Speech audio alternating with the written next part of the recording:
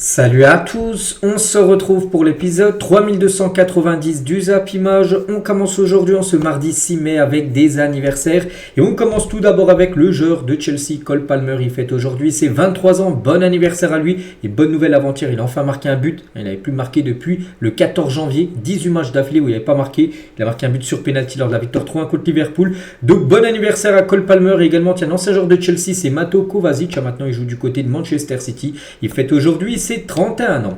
On continue, on va parler maintenant de ce qui s'est passé hier soir, lundi, avec quelques rencontres. Tiens, tout d'abord, en première ligue, il y avait une belle affiche entre Crystal Palace et Nottingham Forest. Donc pour Palace, c'était un match, pour du beurre, un match peut-être pour préparer la finale de la FA Cup, qui vont jouer là dans quelques jours contre City. Et Nottingham, c'est un match très important dans l'optique de jouer la future LDC. Ça s'est fini sur un score de 1 partout, 2 buts coup sur coup, Eze, 60e sur pénalty et 4 minutes après Murillo. A égalisé un côté Nottingham Forest. Donc voici les statistiques de la partie.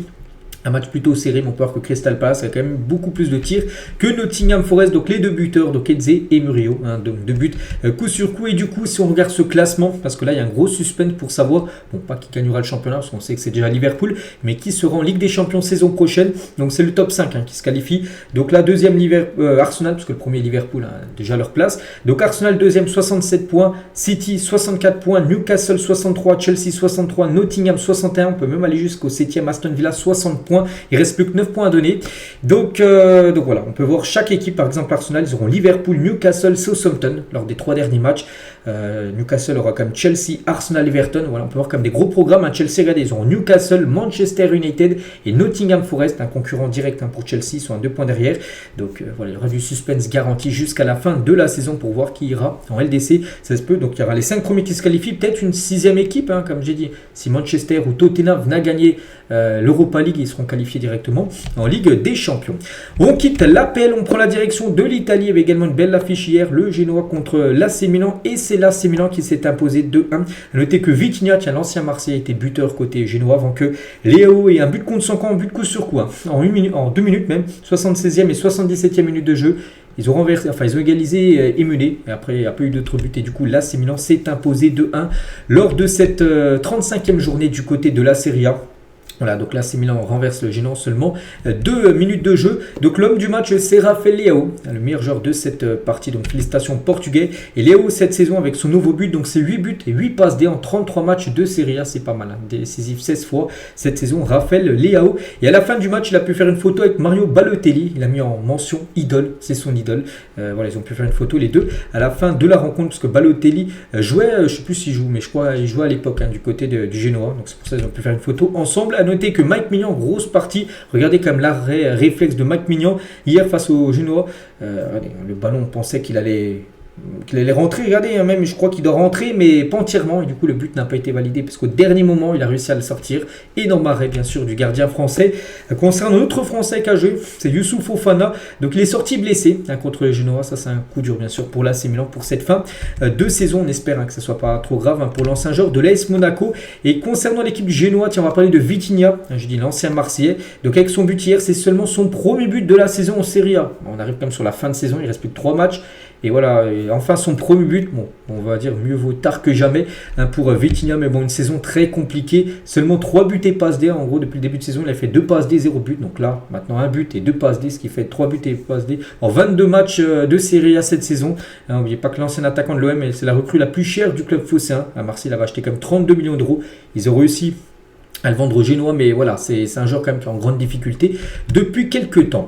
Du coup, tous les autres résultats de cette 35e journée du côté de l'Italie, donc les deux premiers, Naples et l'Inter, se sont imposés. On en a parlé bien sûr hier quand on a fait le résumé de toutes les rencontres et le classement, donc Naples et l'Inter bien sûr toujours en tête. Donc l'AC Milan avec sa victoire, il est toujours très long au classement, 9e l'AC Milan, il n'y aurait même pas de Coupe d'Europe, même pas d'Europa Conference League pour l'instant pour Milan. C'est une catastrophe, il faut absolument accrocher une place qualificative pour jouer et une future Coupe européenne. Et voici les places là pour jouer à la Ligue des Champions. Donc là aussi il y aura du suspense, on parlait du suspense en première ligue, et ça sera la même chose du côté du championnat italien avec les deux premiers, donc l'Inter et Naples, voilà, qui auront leur place pour la LDC. Mais après 3e, c'est les 4 premiers qui se qualifient pour la future Ligue des Champions.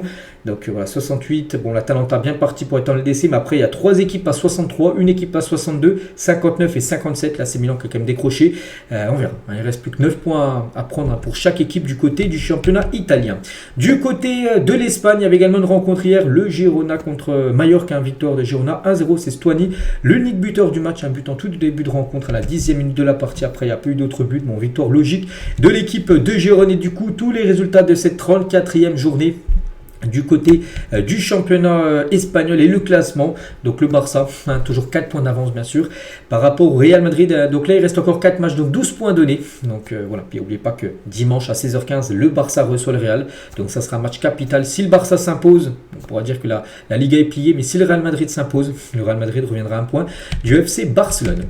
Au programme donc cette semaine, il y a du très très lourd, vous savez que là il y a une semaine de Coupe d'Europe. Donc voici les grosses affiches. Donc ce soir, Inter-Barça, demain PSG Arsenal, samedi 19h le Benfica contre le Sporting. Match aussi où les deux équipes sont à même nombre de points. Il ne reste plus que 2 matchs dans le championnat portugais. Il y aura aussi un Liverpool-Arsenal et un Barcelone-Real Madrid dimanche. Grosse semaine football en perspective. Et nous, on va commencer dans l'ordre. On commence tout d'abord avec ce Inter-Barça parce que c'est aujourd'hui. Donc, c'est le retour des demi-finales. Retour de la Ligue des Champions. On se souvient des résultats. Donc, au match les Inter, il y a eu 3-3 contre le Barça et le PSG qu'on parlera beaucoup plus demain. On parlera un petit peu tout à l'heure, mais beaucoup plus demain. Donc, le PSG s'est imposé 1-0, souvenez-vous, contre Arsenal. Mais nous, ce soir, il y a bien ce match-là. Donc, on a attendu toute une semaine pour revivre ces soirées Ligue des Champions et on y est. Donc ce soir, c'est Inter Milan FC Barcelone, 3 partout, match aller. Place au match retour pour une place en finale. Donc je pense que ce soir, il y aura encore beaucoup de buts. N'oubliez pas que le match, avant le match aller 3-3, le match qu'il y avait eu avant, c'était en phase de poule en 2022, il y avait également eu un 3-3. Le Barça-Inter reste sur 2 matchs 3-3. Est-ce qu'il n'y aurait pas encore un 3-3 ce soir ? Bon, j'en sais rien, mais je pense que les deux équipes marqueront ce soir. Donc voici tout d'abord le groupe convoqué du côté du FC Barcelone. À noter le grand retour de Lewandowski, qui était absent là depuis quelques temps. Il avait même loupé, souvenez-vous, la finale de la Coupe du Roi. Il est présent, Lewandowski, mais Koundé et Baldé ne sont pas là. C'est quand même les deux latéraux titulaires, un à droite, l'autre à gauche. Ils sont forfaits pour cette rencontre. Donc Koundé ne sera pas là aussi pour le Real, mais Baldé, lui, pourrait faire son retour contre le Real Madrid dimanche lors du match du Classico. Et la une du journal L'équipe aujourd'hui, ça parle de Lamine Yamal, attendu comme le Messi. Donc éblouissant lors du match aller. Le prodige de 17 ans, souvent comparé à la star argentine, sera l'atout principal du Barça ce soir pour espérer décrocher une place en finale. C'est vrai qu'il avait été exceptionnel lors du match aller. Lamine Yamal, c'est lui qui avait remis le Barça dans le droit chemin. Il perdait 2-0, c'est lui qui avait marqué le but de l'espoir, le but de 2-1. Et il a fait un énorme match. Di Marco n'avait pas du tout réussi à le prendre. Il a même touché 2 fois la barre transversale, Lamine Yamal. Donc ce soir, bien sûr, ça va être le gros point fort du côté du FC Barcelone, le jeune joueur de 17 ans. Et c'est que Lamine Yamal, les accomplissements de Lamine Yamal avant l'âge de 18 ans, il fêtera le 13 juillet prochain, c'est 18 ans. Mais regardez, déjà, tout ce qu'il a pu avoir, donc le plus jeune buteur de l'histoire des phases de poule de la Ligue des Champions, plus jeune, le joueur aussi, avec 20 matchs de LDC, le plus jeune joueur à avoir ça. Donc en gros, il a déjà plein de records du côté de la LDC. Le jeune Lamine Yamal. Et Lamine Yamal est un génie, ça on sait flic, qui a dit ça en conférence de presse hier. Et Lamine Yamal, vous savez que sur ses réseaux sociaux, il est en mission avant un grand match. Donc là, il a changé sa photo de profil, il a mis en mode Son Goku, donc en mode Super Saiyan avant ce match. Voilà, regardez sa dernière publication Instagram, bien sûr, pour Lamine Yamal. Et ça qui fait beaucoup peur du côté de l'Inter. Inzaghi, donc le coach de l'Inter, va tout faire pour contenir Lamine Yamal. Lors du match, ils ont vraiment galéré les joueurs de l'Inter. Il a dit, il fera l'objet d'une surveillance particulière, mais c'est un grand talent. Il est dangereux pour son âge, bien sûr. Inzaghi, donc il a dit, Lamine Yamal sera doublement marqué, donc il n'y aura pas un joueur sur lui, il pourra même avoir 2 joueurs sur lui parce que Di Marco qui était seul sur 2 matchs aller, à chaque fois il passait Lamine Yamal, donc là il pourra avoir, dès que Lamine Yamal aura le ballon, il y aura peut-être 2 joueurs de l'Inter sur Lamine, voire peut-être 3 d'après Bastoni. Nous devons doubler voire tripler le marquage sur Lamine Yamal. Voilà, donc ce soir il y aura un plan anti-Lamine Yamal, de la part de l'Inter Milan pour canaliser le jeune espagnol. Et il dit à Bastoni, donc c'est le meilleur joueur que j'ai pu affronter dans ma carrière, dans sa jeune carrière. Il a déjà beaucoup fait mal à l'Inter lors du match aller. Il avait aussi galéré Bastoni avec l'Italie contre l'Espagne lors de l'Euro. Je crois que l'Espagne a gagné 4-0 l'été dernier. Donc voilà, il sait que pour lui, c'est le meilleur joueur qu'il a pu affronter dans sa jeune carrière, Bastoni. Et il dit, donc Lamine est le joueur le plus tenace que j'ai affronté. Son niveau est impressionnant. Il a une facilité incroyable à se créer des occasions. Peu importe où il est sur le terrain, c'est le meilleur. Donc voilà, vraiment ce soir, plan anti-Lamine Yamal du côté de l'Inter. Et Inzaghi, avant ce Inter-Barça, il a dit, le groupe y croit. Les joueurs attendent ce match avec impatience. Et Bastoni, il a dit, parce qu'il y avait Inzaghi est bastonné en conférence de presse. Il a dit on est potentiellement à 2 matchs de gagner la Ligue des Champions, sera 200% et on est confiant. Voilà, ils sont confiants du côté de l'Inter comme du côté du FC Barcelone. Hein. À noter que Pavard, les gars, sera forfait pour ce match. Il avait déjà loupé, je crois, le match aller. Hein. Pavard, il ne sera pas présent pour le match ce soir. C'est encore trop juste pour le défenseur français. On lui souhaite un bon rétablissement. Et concernant Lautaro Martinez, qui était sorti à la mi-temps lors du match aller, bon, il n'avait pas joué le match de championnat là ce week-end. On ne savait pas s'il est présent ou non. Et il devrait être présent, il va même être titulaire. Hein. L'attaquant argentin a eu de bonnes sensations lors de l'entraînement qui s'est déroulé hier, donc la veille du match, on peut le voir là. L'entraînement au centre d'entraînement bien sûr du côté de l'Inter, mais il s'est entraîné parfaitement, il n'y a pas eu de soucis, donc on peut se dire voilà, que Lautaro Martinez pourrait tenir sa place de titulaire ce soir. Et concernant Lewandowski, l'autre grand buteur, mais cette fois-ci côté Barça, donc lui devrait commencer sur le banc, Hansi Flick, qui l'a annoncé. Il a dit je pense qu'il serait peut-être préférable que Robert Lewandowski débute sur le banc après sa blessure, mais il est prêt. Il est dans le groupe, je le dis. Donc s'il est dans le groupe, c'est qu'il est prêt. Il a reçu le feu vert médical du club, mais il devrait commencer sur le banc. Ferran Torres devrait être titulaire et Lewandowski sur le banc. Puis bien sûr, il entrera certainement soit à la mi-temps, soit à l'heure de jeu, soit un peu plus tard, on ne sait pas, mais on le verra certainement jouer ce soir. L'attaquant polonais, voici la compo attendue pour affronter l'Inter ce soir côté Barça. Donc Szczęsny, bien sûr, retrouve sa place de titulaire, lui qui avait été sur le banc lors du dernier match. Donc Eric Garcia, défenseur droit, mais pas Koundé n'est pas là, donc Eric Garcia va dépanner à droite. Cubarcia, Rojo et Inigo Martinez à gauche. Inigo Martinez normalement est dans l'axe, mais vu qu'il n'y a pas Baldé, il préfère pas mettre Gérard Martin qui avait galéré en match aller. Et du coup, Arrojo pourrait être dans l'axe et Inigo pourrait jouer défenseur gauche. Donc, une défense un peu inédite. C'est quasiment 4 défenseurs centraux qui vont utiliser les 4 places en défense. Donc, De Jong, Pedri, Daniel Mo, milieu de terrain. Et devant, Yamal, Rafinha et bien sûr Ferran Torres qui devrait être le titulaire en attaque. Et le Barça actuellement a 160 buts inscrits. N'oubliez pas que le record du FC Barcelone dans son histoire, c'est 155 buts. Ça a déjà été battu. Le record, c'est 160. Et donc, depuis la saison 2019-2020, ils ont même battu le Bayern en 2019-2020. Ils avaient marqué 159 buts et le Barça est déjà 160 alors qu'il leur reste quand même quelques matchs. Il leur reste 1 voire peut-être 2 matchs de LDC. Si à la finale il leur reste encore les 4 matchs de Liga. Donc voilà, le Barça peut atteindre facilement les 170-175 buts inscrits en la fin de la saison. Voilà ce qu'il y avait à dire sur ce Barça-Inter. Enfin Inter-Barça, donc ça se déroulera en Italie ce soir. On bascule rapidement sur l'autre match qui aura lieu demain. On en reparlera encore plus demain. Mais quelques infos. Tout d'abord l'arbitre, quelqu'un de très important. Ça sera un arbitre allemand qui arbitrera le match PSG Arsenal. Félix Zweyer arbitrera ce PSG Arsenal ce mercredi en Ligue des Champions. A déjà arbitré 2 fois le PSG. Ça avait été une fois contre le Maccabi Haifa. Le PSG s'est imposé 7-2 il y a quelques années. Et aussi un match nul du PSG contre Naples. Il y a eu 2 partout. Voilà, il a arbitré 2 fois Paris. Donc un nul, une victoire. En espérant que demain ça soit une victoire bien sûr pour le Paris Saint-Germain avec cet arbitre. Et concernant Ousmane Dembélé, toute la semaine voilà, c'était l'inquiétude, est-ce qu'il allait pouvoir tenir sa place, oui ou non?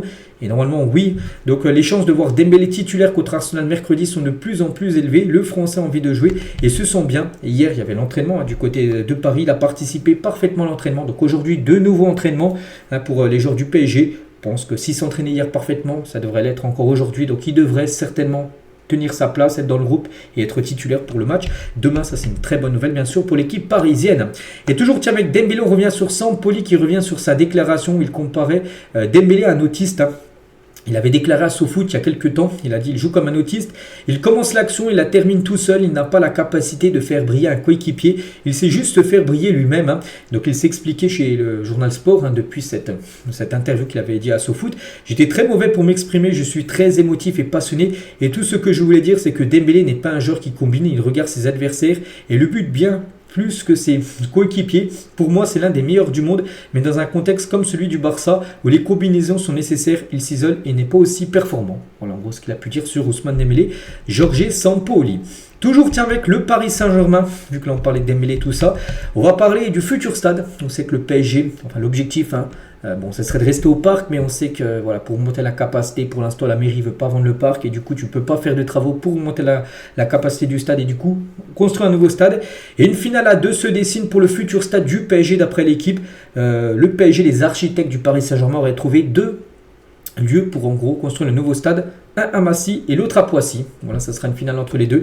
Une annonce est attendue dans les prochaines semaines, en gros pour savoir où sera construit le nouveau stade du Paris Saint-Germain qui pourra une capacité de 75 000 jusqu'à 80 000 places. Actuellement, il a 47 000 places. C'est que le PSG, s'ils veulent encore plus changer de dimension, doit avoir un stade avec une plus grosse capacité parce que 47 000 places, c'est pas possible. Regardez, donc déjà le match demain, les gars, il est déjà guichet fermé, ça fait déjà 1 ou 2 semaines. Et les places là sur le marché nord, j'ai vu des places à plus de 5 000 € qui se revendent. C'est vrai que c'est un stade avec une plus grande capacité, donc les places seront bien sûr moins chères. Toujours avec Paris, donc le PSG ouvre la porte à un départ de Marquinhos l'été prochain contre 40 millions d'euros, ils aimeraient le vendre. Il y a des clubs saoudiens qui sont très intéressés par le capitaine parisien. Et toujours avec le PSG, ils avaient visé il y a quelques mois, on va dire, Lucas Chevalier. Du coup, ils ont abandonné la piste Lucas Chevalier. Les belles performances de Donnarumma lors des derniers matchs ont changé la donne et ils souhaitent prolonger plutôt Donnarumma qui est en fin de contrat dans un an, le 30 juin 2026. On continue avec une autre grosse info. Bon, je pense que vous l'avez tous vu, hein, c'était hier. Dès que j'ai fini de tourner mon Zeddy, je l'ai vu quelques minutes après que c'était officiel. Bon, on en parle aujourd'hui. Donc officiel, Trent Alexander-Arnold annonce son départ de Liverpool l'été prochain. Donc voilà, c'était une chose qu'on se doutait, ça y est. Hein, maintenant c'est officiel. Il a annoncé ça sur son réseau social, donc Liverpool a tout tenté. Ils ont même essayé de lui faire une dernière offre vraiment, là, juste avant qu'il annonce ça. Il a de nouveau encore refusé. Hein. Pourtant, Salah lui a accepté de prolonger. Van Dijk aussi. Mais lui, c'était non. Voilà, il a un projet, hein, c'est de jouer dans un autre championnat en Espagne, hein, au Real Madrid. Donc voilà, déjà, il fait les choses dans l'ordre. Comme l'avait fait Mbappé, tout d'abord, annoncer que tu quittes ton club en fin de saison. Ce qu'avait fait Mbappé il y a à peu près un an, jour pour jour. Et bien pour Alexander-Arnold, c'est la même chose. Hein. Donc il est arrivé au club en 2004. On est quand même en 2025. Donc il est arrivé à ses 6 ans. Il était dans le centre de formation de Liverpool. Donc premier match en pro en octobre 2016 à ses 17 ans. Et l'histoire s'achèvera dans moins de 20 jours maintenant. Donc dans 19 jours, le 25 mai prochain, sera le dernier match de Liverpool de la saison. 38e dernière journée. Et du coup, il jouera ce match, puis ça sera son dernier à Liverpool, parce qu'après, il partira tout simplement. Trent Alexander-Arnold, hein. Donc voilà, il a fait toute sa carrière, il a connu qu'un seul club, c'est l'équipe de Liverpool. Donc du coup, plus de 20 ans passés à Liverpool. Donc son palmarès, pas mal, 8 trophées avec les Reds. Donc 2 premières ligues remportées, dont une là, cette saison. Une Ligue des Champions, une Super Coupe d'Europe, une Coupe du Monde des clubs, un Community Shield, une Coupe anglaise et une Coupe de la Ligue. En gros, tous les plus gros trophées qu'il a pu remporter. Qu'il avait la chance de remporter, il les a tous remportés au moins une fois. Même la première ligue qu'il a pu remporter 2 fois. Donc félicitations à lui. Donc sur son départ de Liverpool, il a fait une interview, il a dit, hein, c'est sans doute la décision la plus difficile que j'ai jamais prise dans ma vie de quitter son club de toujours. Donc je prends cette décision pour changer d'environnement et me challenger. Je pense que j'avais besoin de le faire à ce stade de ma carrière et de tenter quelque chose d'autre. Hein. Ça fait 20 ans que tu es dans le même club. Bon, il y a des joueurs qui font toute leur carrière dans le même club, mais lui, voilà, il avait envie de quelque chose de nouveau, un nouveau challenge. Voilà, ce nouveau challenge, bien sûr, devrait être l'Espagne. Hein. Et il y a des supporters de Liverpool, ça passe pas. Regardez, hein, les supporters de Liverpool n'ont pas digéré le départ de Trent Alexander-Arnold. Hein. Un supporter des Reds s'est senti tellement trahi qu'il a brûlé son maillot le nom du joueur figuré. Pourtant, quand même pas 20 ans passés au club. Voilà, c'est quand même une légende. Voilà, si le joueur a envie de tester quelque chose d'autre. Voilà, donc lui, c'est pas du tout passé. Il a brûlé quand même le maillot d'Alexander-Arnold. Voilà, donc il y en a qui sont quand même dans l'extrême total. Et du coup, son futur, Fabrizio Romano le dit. Il a mis son slogan Here we go. Hein, vous savez, quand il dit ça, à 99%, le joueur rejoint le club. Donc du coup, Alexander-Arnold au Real Madrid, Here we go. Bon, sans douter, hein, de toute façon, depuis pas mal de semaines, voire pas mal de mois, même peut-être même pas mal d'années, qu'un jour il allait jouer au Real. Maintenant, hein, toutes les planètes sont mises en place pour l'arrivée d'Alexander-Arnold du côté du Real Madrid. Donc il devrait s'engager, donc déjà gratuitement, vu qu'il est en fin de contrat. Et pour les 5 prochaines années, il devrait signer un contrat jusqu'en 2030 hein, du côté du Real Madrid, jusqu'à ses 31 ans. Actuellement, il en a 26, le joueur anglais. Et c'est vrai qu'Alexander-Arnold, même Mbappé, Rudiger à la base, c'est à chaque fois des gros coups réalisés par le Real Madrid, des joueurs qui sont arrivés gratuitement. Arnold en 2025, saison dernière, Mbappé, pareil. Hein. 2023, il n'y a pas eu de grand nom hein, qui est arrivé gratuitement. En 2022, Rudiger. Et en 2021, Alaba qui avait quitté librement le Bayern. Hein, pour rejoindre bien sûr le Real Madrid l'année suivante. Donc voilà, encore une masterclass hein, de la part du côté de la part du Real. Hein. Et le Real veut négocier avec Liverpool pour avoir Alexander-Arnold pour la Coupe du Monde des clubs, parce qu'oubliez pas qu'il est en fin de contrat le 30 juin.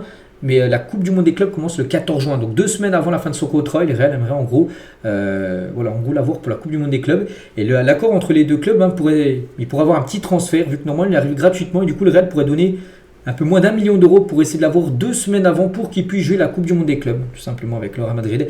C'est le projet hein, du Real Madrid. Et Liverpool devra accepter, de toute façon, vu qu'il va partir, au lieu qu'il parte 2 semaines après gratuitement, autant récupérer, je sais pas, peut-être 800 000 euros.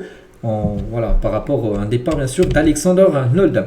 Et du coup, Xabi Alonso, certainement futur coach du Real Madrid, disposera d'un superbe effectif au Real Madrid. Donc pour l'instant, avec les joueurs qui sont au Real, ça pourrait ressembler à ça avec Alexander Arnold à droite. S'il n'y a pas de blessure, ça peut être Militao, Rudiger, Mendy, comme Avinga Tchouaméni devant le Quator. Après, est-ce que le Quator va encore fonctionner ou peut-être un partira? Parce que Rodrigo, on sait qu'il a des chances de partir, mais pour l'instant, ce serait ça l'équipe du Real Madrid. Saison prochaine, mais ça se peut. Vous savez qu'il y a d'autres joueurs qui peuvent arriver. On parle beaucoup de Saliba, on parle de Hulsen, on parle aussi de milieu de terrain aussi qui pourrait débarquer au club comme Zubimendi. Donc on verra, mais pour l'instant, Arnold, lui, c'est quasiment fait du côté du club madrilène. Et un joueur peut être content, c'est Kylian Mbappé. Pourquoi? Parce qu'Alexander Arnold, mais pas que c'est le meilleur passeur de l'histoire de la première ligue. Voilà, c'est quelqu'un qui délivrait beaucoup de caviar. Donc, regardez dans sa carrière, 89 passes D. Si on cumule par exemple des joueurs du Barça comme Gavi, Pedri, De Jong ou même Casado, c'est 82 passes D. Il a eu 4 cumulés avec Arnold. Lui, c'est 89 à lui tout seul. Voilà, c'est un joueur qui fait beaucoup de caviar, beaucoup de passes précises pour des buts. Donc voilà, des joueurs comme Mbappé, Vini, ça, ils peuvent se régaler tout simplement avec le joueur anglais. Et on verra la connexion qu'il aura avec bien sûr Xabi Alonso, son certainement futur coach du côté du Real Madrid. Et toujours au Real, continue avec eux. Et Ancelotti, le coach actuel, donc lui c'est aussi un fait. Donc s'accorder avec le Real Madrid pour un départ en juin prochain, avant la Coupe du Monde des clubs. Donc là, le dernier match qui devrait entraîner du Real, c'est contre la Real Sociedad le 25 mai prochain, dans 19 jours, dernière journée de Liga, 38e journée. Donc Real Madrid, Real Sociedad devrait être le dernier match d'Ancelotti, après il partira. Donc en juin, Ancelotti sera le sélectionneur du Brésil, ça bouge pas, il devrait bien prendre la Seleção, et Xabi Alonso est lui en pole position pour remplacer Ancelotti au Real. Donc là aussi, on attend que la saison se finisse pour que ça soit officiel, mais voilà, tout est signé, tout est réglé. Concernant tout ce qui va arriver du côté du Real, beaucoup de changements, que ce soit au niveau joueur ou au niveau entraîneur, pour la future saison. Concernant Modric et Lucas Vazquez en fin de contrat, le 30 juin prochain, mais ils joueront bien la Coupe du Monde des clubs. Donc leur participation était déjà prévue dans leur prolongation signée l'an dernier avec le Real Madrid. Donc en gros, voilà, ils sont en fin de contrat le 30 juin, mais si le Real Madrid va jusqu'à la finale qui est le 13 juillet, donc normalement ils sont plus sous contrat, mais en gros quand ils avaient prolongé la saison dernière, en gros leur prolongation c'était jusqu'à la fin de la Coupe du Monde des clubs. Donc voilà, tout dépend, le Real Madrid ira jusqu'à où, mais s'ils vont jusqu'en finale, ils auront un contrat jusqu'au 13 juillet, et après ils partiront normalement Vazquez et Luka Modric. Quelques autres infos mercato, un autre Erwigo, c'est pour Jorginho, donc le joueur italien qui est en fin de contrat avec Arsenal en fin de saison, et il va partir, il devrait s'engager à Flamengo. Le milieu italien va signer 3 ans dans le championnat brésilien à l'âge de 33 ans, voilà, parce qu'on sait que Arsenal on ne voit quasiment jamais jouer, voilà, c'est vrai que c'est un joueur souvent sur le banc, il va partir, il devrait rejoindre le championnat brésilien Jorginho. Et un autre joueur pourrait également partir à Flamengo, c'est João Félix, le club brésilien discute avec Chelsea pour recruter l'attaquant portugais. De nombreux clubs sont intéressés, dont son ancienne équipe, le Benfica, qui souhaiterait le faire revenir. Actuellement, il est prêt à l'AC Milan. Le créateur ne souhaite pas aller au Brésil à ce stade de sa carrière. Voilà, Flamengo est intéressé, mais lui souhaiterait encore rester en Europe. Bon, l'AC Milan ne va pas lever l'option d'achat. Une chose qui est quasiment sûre, c'est qu'il retournera à Chelsea l'été prochain, mais Chelsea ne le conservera pas. Soit ils le prêteront de nouveau, soit ils le vendront. Concernant Victor Osimhen, lui aussi, on ne voit pas rester au Galatasaray malgré la magnifique saison qu'il a fait. N'oubliez pas qu'il appartient toujours au Napoli. Donc Manchester United a discuté avec l'entourage de Victor Osimhen. Le Nigérian fait partie d'une shortlist de 4 noms du côté de Manchester, dont figurent Gyökeres et Liam Delip, un autre attaquant, et aussi Victor Osimhen. Voilà, Manchester vise Victor Osimhen. Et donc l'attaquant nigérian réclame un salaire de 12 millions d'euros par an s'il venait à rejoindre tout simplement Manchester. Après, Manchester, ils ont une priorité. Entre les deux, ils préfèrent comme Gyökeres. Le plan A reste comme Gyökeres et le plan B reste Victor Osimhen. Donc il y a Manchester et aussi Liverpool. Liverpool aussi sont intéressés par 3 attaquants, dont Osimhen, dont Gyökeres et Benjamin Sesko. Voilà, que ce soit Liverpool, Manchester ou aussi Arsenal. Il y a des chances de peut-être voir Gyökeres soit Liverpool, soit Manchester ou Arsenal, et Osimhen dans l'une des autres équipes que j'ai citées, du côté d'une attaque en première ligue. Donc voilà, il y aura pas mal de gros renforts du côté de l'APL. Hugo Ekitike aussi serait dans le viseur d'Arsenal, Liverpool. C'est qu'Arsenal, Liverpool et Manchester United, ils cherchent un attaquant, ils cherchent un numéro 9. C'est pour ça qu'il y a beaucoup de noms de numéro 9 qui sont convoités par les 3 grands clubs anglais. Rodrigo Moura, hier fêtait ses 18 ans, j'ai parlé de son anniv. Donc il va prolonger au FC Porto, le joyau du centre de formation qui fête ses 18 ans aujourd'hui, donc hier c'était. Donc va prolonger très prochainement jusqu'en 2030. Clause libératoire va être fixée à 70 millions d'euros. Voilà pour ce joueur. Après, c'est pas qu'il prolonge qu'il est sûr de rester, mais s'il prolonge, en gros il partira pour plus cher. Donc voilà, concernant la pépite portugaise. Concernant notre pépite, Lamine Yamal qu'on a parlé tout à l'heure, mais là on va parler par rapport à son futur. Donc il va bientôt prolonger son contrat de 5 ans avec le Barça. Donc le club catalan attend que l'Espagnol ait la majorité pour lui pour faire signer un contrat de longue durée, une grosse augmentation de salaire. Actuellement, c'est l'un des plus petits salaires du côté du Barça. Oui, c'est fou de dire ça, mais il a encore un contrat jeune. Et là, vu qu'il va prolonger son contrat, il va augmenter bien sûr son salaire. Il ne va pas toucher le même salaire qu'il a à l'époque, alors c'est l'un des plus petits salaires. Vu l'importance qu'il a, ça va être peut-être même le joueur le mieux payé au Barça. Et voilà, donc il signera à l'âge de ses 18 ans. Donc j'ai dit, il aura 18 ans le 13 juillet prochain. Lamine Yamal. Concernant Désiré Doué, ne bougera pas au PSG, ne bougera pas du PSG cet été, parce qu'il y avait des rumeurs qu'on avait pu voir après des sites anglais. En gros, que le Real Madrid surveillait Désiré Doué pour remplacer Rodrigo sur le départ. Non, du côté du PSG bien sûr, il est hors de question de lâcher Désiré Doué l'été prochain. Leeds prépare une offre pour tenter de recruter Leonardo Balerdi, le défenseur de l'OM, qui pourrait peut-être partir en première ligue, parce que Leeds monte, ils sont même champions de Championship, ils montent la saison en pelle, et ils sont en train de faire, ils vont commencer à préparer leur mercato pour essayer de se maintenir, parce qu'on sait que les 2 dernières années, à chaque fois les équipes qui montent descendent l'année suivante, donc là c'est pour ça Leeds, on a l'ambition de rester en première ligue, et voilà, ils souhaiteraient attirer Leonardo Balerdi pour la saison prochaine. On va parler de l'OM toujours, qui pousse pour signer Angel Gomez cet été, donc le milieu anglais du LOSC sera libre de tout contrat en juin prochain. Voilà, dans 1 mois et 24 jours exactement, il en fin de contrat avec Lille. Et Marseille souhaiterait s'attacher les services du joueur anglais qui connaît très bien Mason Greenwood. Voilà, peut-être Greenwood pour peut-être essayer de faire persuader Gomez de signer à Marseille gratuit. Christopher Nkunku devrait quitter Chelsea cet été. Voilà, c'est quasiment sûr. Fabrizio Romano l'a encore dit. Il a un contrat quand même jusqu'en 2029. Encore 4 ans de contrat pour Nkunku, mais il devrait bien partir. Par rapport à son temps de jeu qui est très faible, on sait qu'il y a tellement de concurrence à Chelsea que c'est compliqué pour beaucoup de joueurs de jouer, et dont Nkunku, donc il devrait quitter l'équipe des Blues. Après la défaite en Coupe de France du PSG contre le Paris FC, c'était samedi après-midi, donc le PSG se sépare de son entraîneur Fabrice Sabriel. Donc là on parle bien sûr de l'équipe féminine, donc un nouveau coach va débarquer sur le banc de l'équipe féminine du côté du PSG.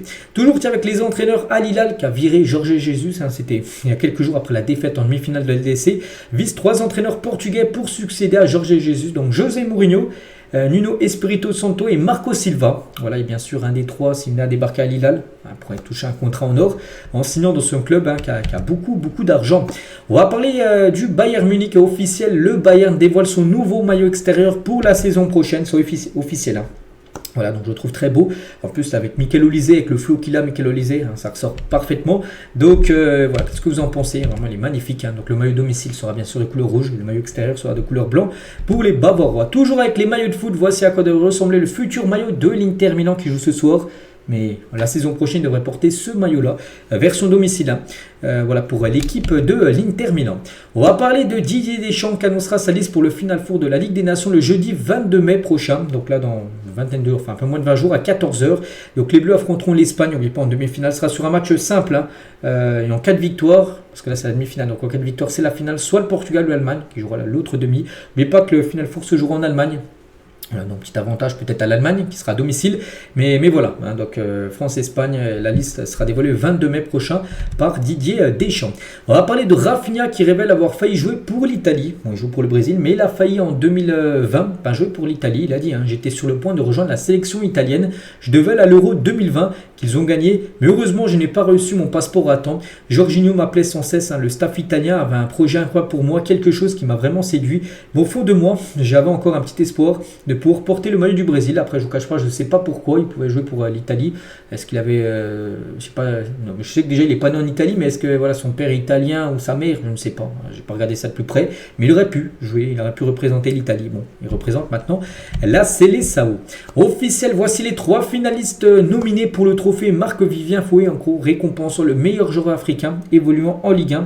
Donc cette saison, on a le choix. Au début, il y avait 10 choix, maintenant c'est réduit à 3 choix. Les 3 finalistes de Khabib Diarra, joueur de Strasbourg, Yvan Guessant, donc attaquant ivoirien de l'équipe de Nice, et bien sûr Achraf Hakimi, qui est pour moi le grand favori pour remporter. Ce prix, Hakimi ne l'a jamais remporté, le prix Marc-Vivien Foé.